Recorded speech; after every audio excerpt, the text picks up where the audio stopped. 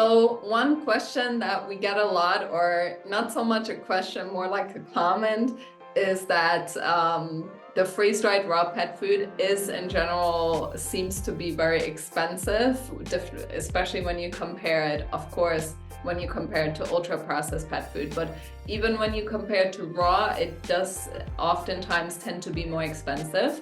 So can you talk a little bit more from like a manufacturer's perspective on why the prices for freeze-dried raw are quite high? So when you compare freeze-dried raw to a processed food like kibble, like we were talking about earlier, that kibble has starch in it, those ingredients are super cheap. When you compare pound to pound, the potato, rice, starches, whatever is going to be in there to the organ meat, it's exponentially more expensive, depending on what portion you're looking at. So just between those two types of formulation, that there's a huge price difference right there. But then when you compare freeze-dried raw to frozen raw, say you have a 1 ounce thing of frozen raw, and then you freeze dry it, it's going to shrink because you take all the moisture away. So it becomes more expensive because you're adding this extra step of processing, and then you're also decreasing the size of the food. So it's like a lot of dehydrated freeze-dried things. When you rehydrate it, it's going to grow a little bit. But yeah, it's the extra step of processing, and also that you're using such high-grade ingredients and you don't have any type of filler in there. Everything we have is just organ meat and plants that are essential to the formulation of the food. So a lot of times you can get a better price point on a food by adding cheaper ingredients, but we just don't have any of that. Yeah, and I think too, just think about the extra step. So if you're comparing a frozen product, even if it's the same product, even if it's our product, it's the same formula, but all you have to do is think about the extra step. One of those is ground and formed and sold, and the other one is ground, formed, freeze-dried, and then sold. And so you're essentially paying for the extra convenience and extra processing step along the way. And that's really what it comes down to. There's a lot of labor that goes into that step. They have to be loaded into the dryers, taken out of the dryers, packed. Yep.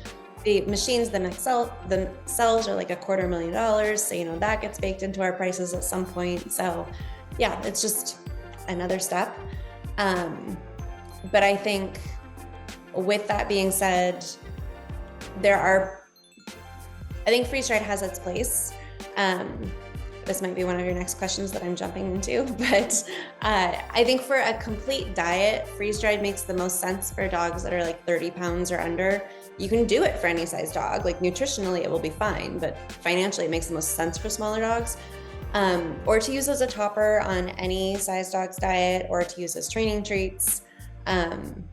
Yeah, sometimes we'll get people that will email us and they're like, hey, I have a 70-pound dog and I'm looking at your bag and I'm going to go through 5 bags a week and blah, blah, blah. It's like, yeah, well, it's usually, we recommend frozen raw for larger dogs because it's just so much more economical. Yeah. And also,